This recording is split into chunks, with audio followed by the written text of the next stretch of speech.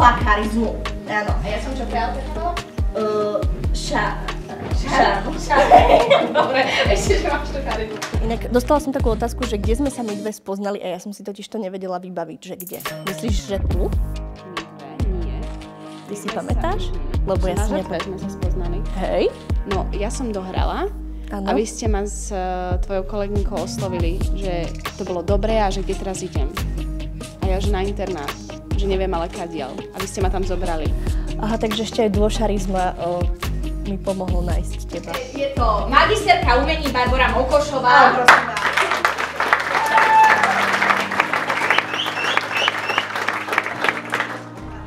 Kto si prežil, vie? Tak Barbora je herečka, Barbora sa venuje vzdelávaniu a hlavne je to dobrý človek. No, áno. A to je vtipná. Presne. Toto je moja kolegyňa, Vanessa. A to je takisto herečka, kolegyňa mladšia. Ona má ešte IC.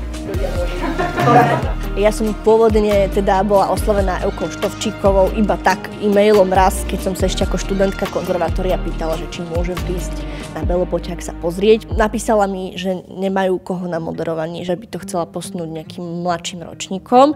A ja som to strašne chcela zobrať a pozrela som sa tak na svoju ľavú stranu a tam sedela moja spolužiačka Brigita a som sa jej opýtala, že či ide so mnou do toho a ona, že áno. A s ňou som vlastne tvorila toto moderátorské duo 3 roky. A potom ona mala nejaké iné povinnosti, ako to bežne v živote chodí a oslovila som teda túto moju kolegyňu, ktorá to prijala aktuálne v due so mnou. Náš režim dňa začína asi medzi 2., 3., aj 4. niekedy ráno, kedy prichádzame domov. Ideme si dať sprchu a ideme spinkať. Väčšinou spíme 2-3 hodiny, pretože chceme stihnúť raňajky. A ideme teda na raňajky a keď už sú ranné vstupy, tak utekáme do kultúráku a keď nie, tak ideme naspäť spinkať. Ale to sa nám ešte nikdy nestalo za tento festival. Než to stalo dneska. Priznám sa, že sú súbory a inscenácie, nad ktorými rozmýšľame už mesiac pred tým, ako ideme na festival, ale osvedčilo sa nám najmenej, keď sa snažíme, tak to vyjde. Ale otázka bola, že kam chodíme na múzu? Aby sme to stihli, utekajme! Prečítame si napríklad o inscenácii, ale to robíme veľmi málo. Tomu sa chceme naopak vyhnúť. Áno. Že málo kedy chceme napasovať náš nejaký sketch konkrétne na tú inscenáciu. Stále sa riadíme iba biltenom a všetko máme v biltene napísané, čiže keď máme niečo povedať, tak všetko vsunieme do tých malých riadkov, ktoré sú tam. Sledujeme ľudí, počúvame pikošky. Ale častokrát chceme tú moderovačku tak rozdeliť, že aby sme napríklad privítali nejakú porotu netradične. My sme si pre každého jedného z vás pripravili také rýchle otázky. Vašou úlohou bude odpovedať buď jednu alebo druhú. Budete musieť odpovedať čo najrýchlejšom čase. Pani Sonička, Ja vás nemajte z toho stres. Tak aby to nebolo iba stále uvádzanie inscenácií, že častokrát povieme iba názov inscenácie a celý vstup je o niečom úplne iné. Áno. Nie až tak. Jak to všetko počuješ? Haló.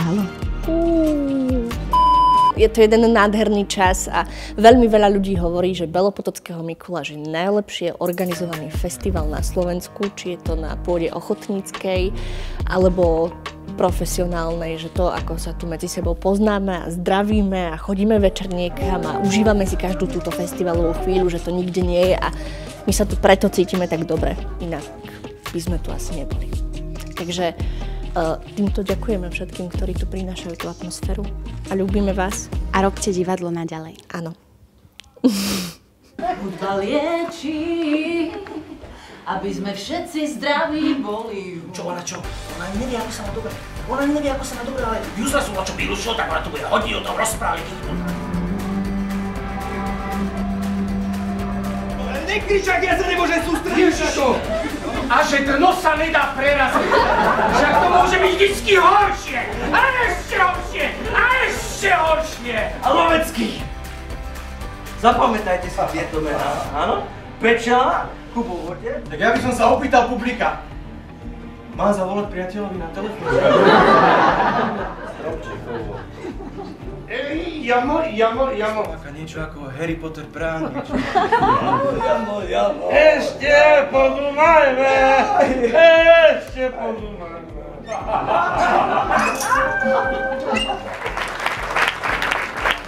Predstavenie absolventov dvojročného akreditovaného vzdelávania Národného rozpočtového centra. Nežijú. Prosím, mladíka. Som sirota. A krásny! Cítim však ráda s tým, že vás chcem zastavovať nádherné riečiny do toho krematória, tam ho spáľa, do toho dobre, že v kokosovej fľaške. A práve tento kurz mi prišiel ako výborný spôsob, ako prehlbiť svoje poznatky. A myslím, že sa to aj do veľkej miery podarilo a naozaj trio lektorov, ktoré s nami pracovalo, nám odovzdalo množstvo zaujímavých skúseností. Stretla som kopec výnimočných, skvelých ľudí, sme skvelá partia. Aj keď máme my skúšky v Dubnici, tak už vidím, že viem tak ináč tých ľudí viesť, takže myslím si, že má to nejaký prínos určite. A človek potrebuje sa nabiť niečím novým, nazbierať síl, nazbierať skúsenosti. Dostali sme obraz, ktorý sme si mali prezrieť a mali sme podľa toho, aký je výraz, aké je svetlo, čo je na obraze, mali sme za domácu úlohu napísať dialog tých osôb, ktoré tam boli.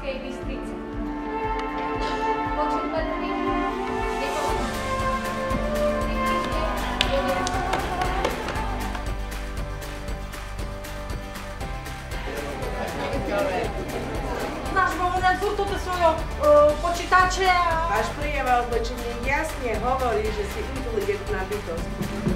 A biologický odpad. Prepáč, Pešák. Oči. Za ľudstvo! To máš ešte za mne, synku. Nič sa neboj.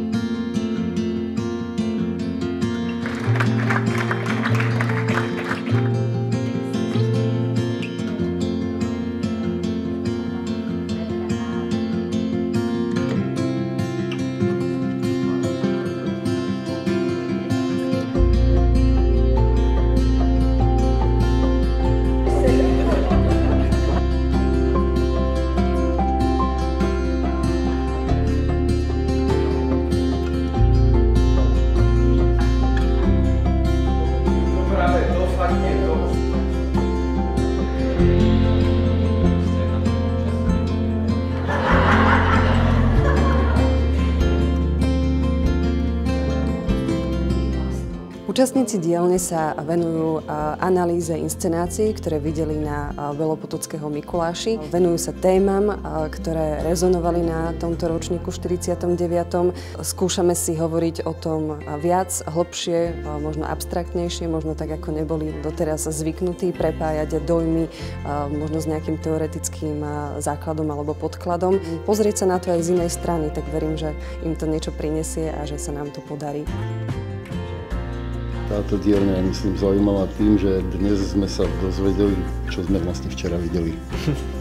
Každé to dielo sme rozobrali na kúsky po všetkých stránkach, či už scenografickej, významovej alebo hereckej. Na túto dielňu sa oplatí prísť, pretože si rozširujeme poznatky, približujeme sa myslením divadelným k tomu profesionálnemu štýlu. Okolo divadla som nič neštudovala, študovala som niečo úplne iné, takže pre mňa to bolo veľmi zaujímavé. Na rôzne divadelné hry sa dalo pozerať z úplne rôznych pohľadov.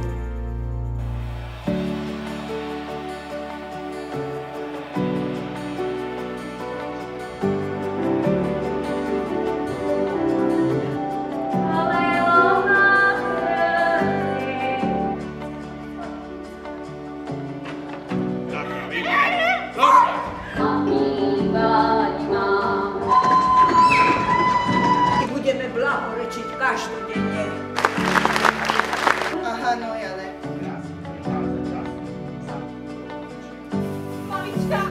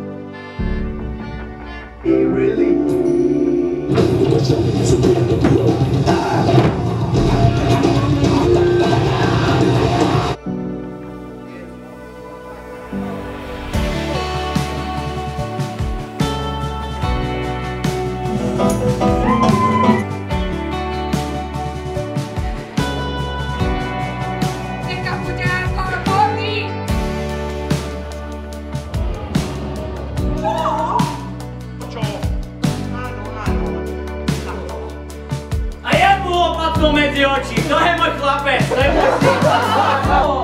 Ja som závislý človek, to...